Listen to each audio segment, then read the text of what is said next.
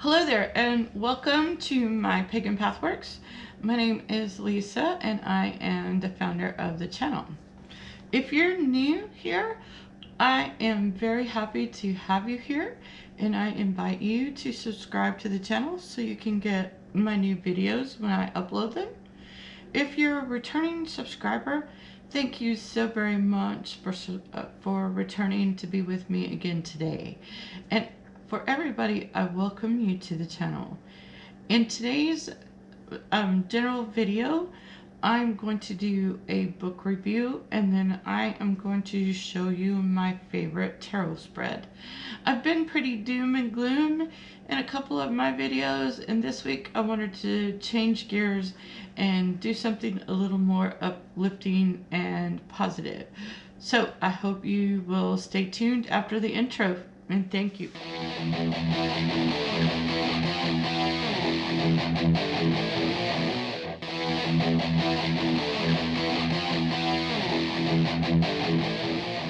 Alrighty, thank you so very much for staying with me. And so today I'm going to do a bit of a book review. And so if you watched my last Tarot Tuesday video, you'll know that I've had tarot cards for many years, probably a little over 16 years, and I've only begun to get really serious about learning more about the tarot cards in the last year. So for the last year, I've been doing daily card pulls for myself, and I've been sharing some of them on my Facebook account. But I got a little concerned about copyright violations on those, and so I stopped doing them for now, and I've asked my son to do some original artwork for me that I can share when I do my daily pulls, and so I don't get in trouble for those, copyright violations, because I think that's important. Not to violate someone's copyright. I'm not claiming them as my own, but there you have it. So what I would like to share with you is where I've gotten, or what has helped me gain more insight into my cards as a whole. And even though I am not completely finished with this book, and I haven't made it through every suite and every card and every page, it has been enormously helpful to me. So this is the book that I'm talking about. It is called Tarot 101, and it is by Kim Huggens. It's Mastering the Art of Reading the Cards, and it has been tremendously helpful. She has a different approach to these cards. She does give you the meaning, but she also correlates the cards between their elements and the masculine and feminine energy, and she is more an energetic reader versus a very literal type. I mean, because there are people that a queen is a woman and a king is a man, etc., etc. And we know in our modern age, and I agree with her, that in our modern age that doesn't always apply anymore. So she takes a very different approach to helping you learn the cards, and it has been an invaluable insight for me. So if you get a chance, snag this book up. It's Tarot 101 by Kim Huggens, and I promise you that it will help you learn the cards faster and help you retain the meanings longer than if just using the book. However, the books that come with your tarot decks are really important and informative, because it gives you the creator's vantage point of that particular card. So it can be very useful in helping you understand the imagery that they put on the card. So one of the first decks that I have, and it still remains my favorite deck, is the Hansen Roberts deck, and that's this one right here. And it was a very nice set. It was my first set that I bought for myself. Now I did buy some for my daughter a long time ago, but I came with this really cute little book. So it was a set. And most of the time when you get books, you get these little paper things that are not quite so nice. But this was a very nice mini Hansen Roberts Tarot deck. And the book itself is called The Essential Book of Tarot. And it tells you the meaning of the cards. So when I started reading, this was my first deck. And it was... It is really have been my go-to deck. When I really need answers, this is the deck that I pull out of my stash and go to. We have a long relationship and a very good rapport. And so what I'm wanting to show you today is my favorite. You may already be familiar with this, but this is my favorite spread, and it's called the Horseshoe Spread. Now it's a 7-card spread. I may need to refer to my book because I'm not, like I said, I have memory problems, and retaining some of the card meanings has been the most difficult part of this for me. So I'm just going to do a general reading.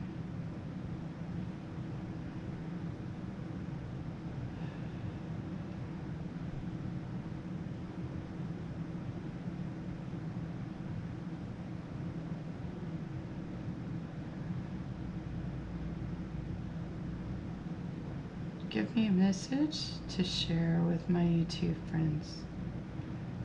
Please give me a message to share with my YouTube friends.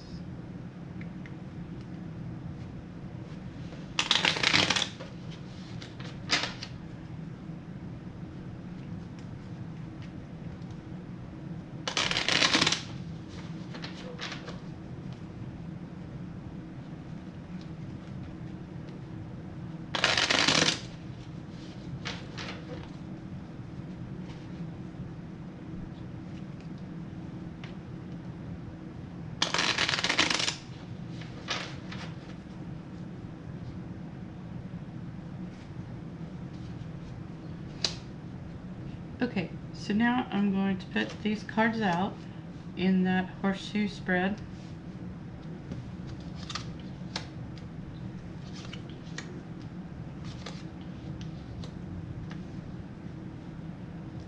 Let me see if I can get them. There we go. Let's put them a little lower for you so you can see them as I turn them over.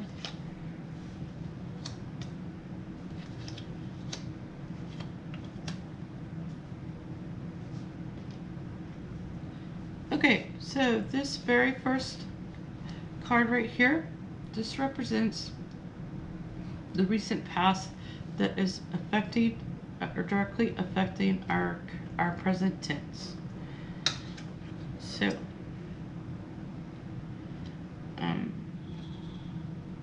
we have got the Sun reversed.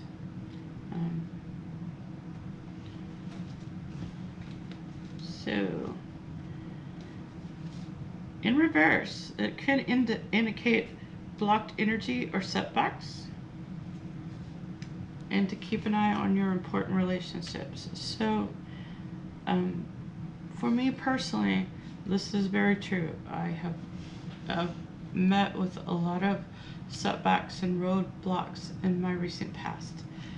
So I think this is probably a message more for me than you. But that's okay. We can roll with it. So, recent past. This card represents the present, and it is the Nine of Swords. The energy of the Nine of Swords in your present is you have got a lot on your mind, and it is keeping you up at night. This is the power of our mind to affect our physical body, and right now we are under a lot of stress. So when you see this card in the present, this is the card of a very, very stressed individual. That's what that card looks like. This is what the sun looks like. So this next card represents what is helping the situation.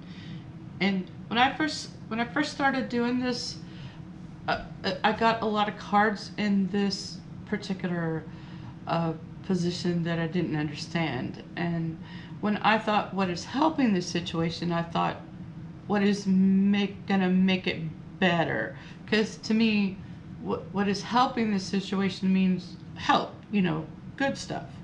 But that's not necessarily what it means. Sometimes it is what's feeding our current situation. So I'm going to turn this card over, and we got the Five of Swords. The Five of Swords in this situation. So what is helping keeping us up is this Five of Swords. Five of Swords to me is a point in your life where you are trying to determine whether to cut your losses and run.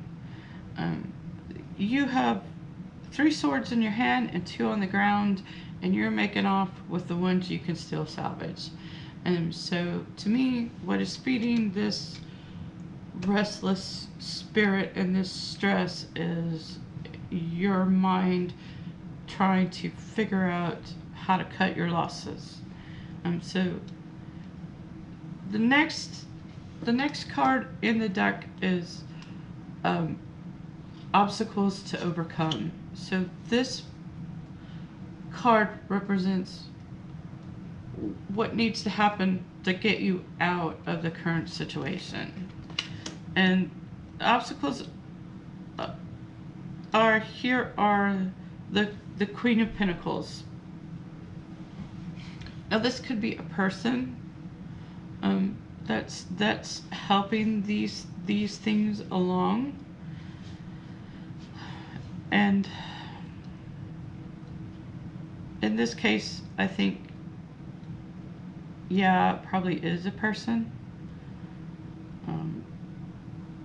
And I think if this message would be for me, I think part of what's keeping me up is trying to decide how best to proceed. And I think that this Queen of Pentacles, it represents perhaps my mother, because the health of my parents is one avenue where I have to consider before I take steps to decide where I'm going to go with my future, because I have a commitment to them. So, and even though nobody considers their parents an obstacle, it is something that has to be considered before this stress will go away. And so this card is the attitude of others, and I think in the Ace of Cups in reverse is the Ace of Cups pretty much tells me that it's just their attitude is probably that you've run out of luck, man. But let me just go through this book and double check that meaning. Could be a false start or an unfulfilling relationship. Take off the rose-colored glasses and see things how they really are. I think that's what there are people in my life that would really tell me that, really. And so I think it's really important to really take a hard look when you're questioning situations, especially when you're here in the middle of stress. How others see it can sometimes give you a better perspective on how things really are. And you know, you can leave it to your best friend to cut straight through the bull and just tell you things the way it really is. And so for me, this is very true. And so this card number 6 is what you need to do to fix this situation. And this is the King of Cups in reverse. And so the King of Cups is probably he is the king of generosity, really. That's my opinion. And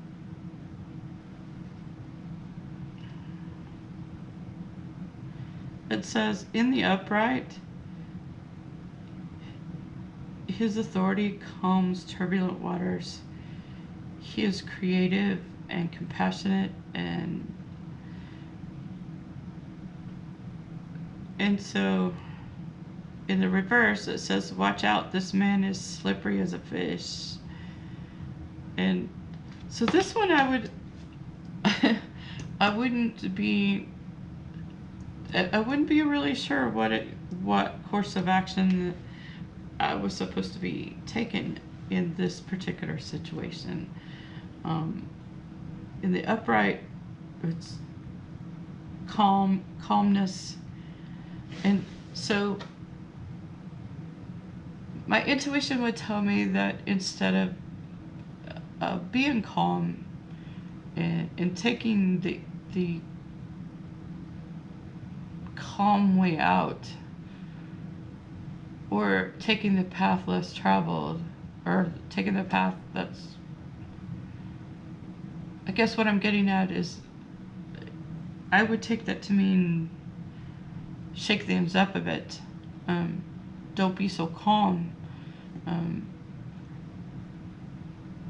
And find the path less traveled. And just, I would probably have to do a qualifier card for that one, because I'm not really 100% sure why that would be in the action field, especially because court cards usually represent people, not necessarily in this situation is a really good teacher, because it highlights the fact that sometimes the court cards don't represent people. Sometimes it represents the type of energy that you need. So for me, I think what it's saying is that in order to rectify this situation that was outlined in the front part of the reading, the course of action that you need to take is something outside the norm, and to shake things up a little bit to get where you need to go. And so this last card is the outcome, and it is the Justice card reversed. And again, that's such a weird outcome.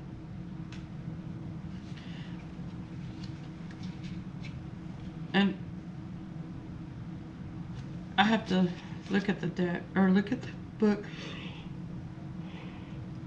because the outcome is a prejudice, unreasonable decisions. Pay attention to what people are saying. They might be not. Wow. So,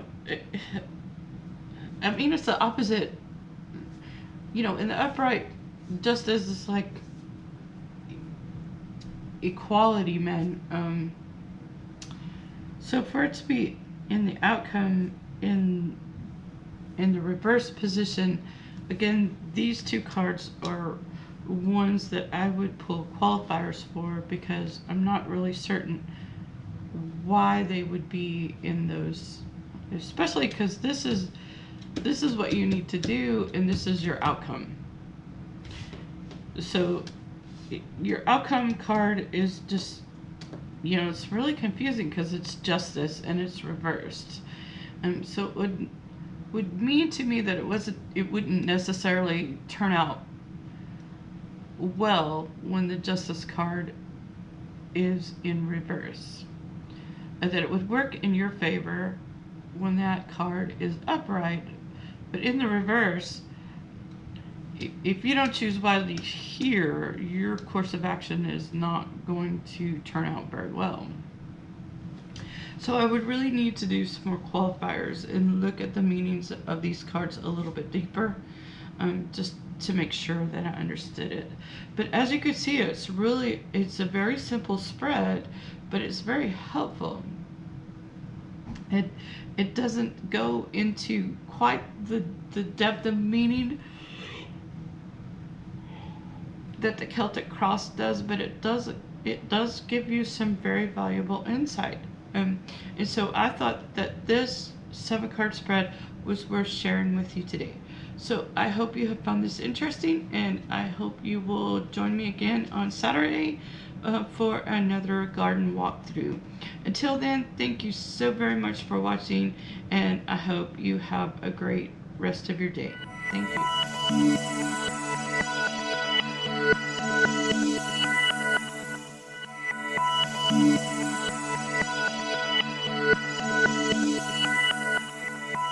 you.